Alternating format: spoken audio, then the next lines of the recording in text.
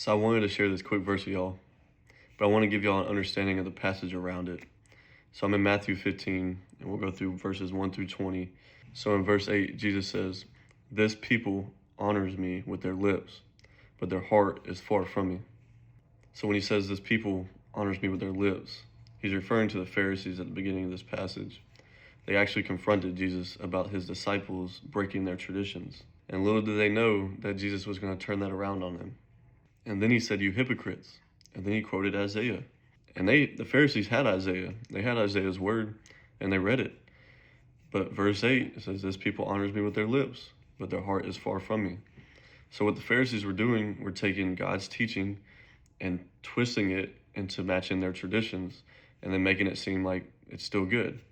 And Jesus was telling them to make sure to not do that, because that's not the right way.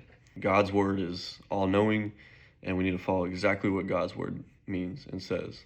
And after this, Jesus was talking to some people, and Jesus says, "It is not what goes into the mouth that defiles a person, but what comes out of the mouth that defiles a person." This has been like a really big thing for me. My actions and the words that come out of my mouth directly reflect my heart's condition, and if I'm in God's word or not, and I have God's word close to my heart.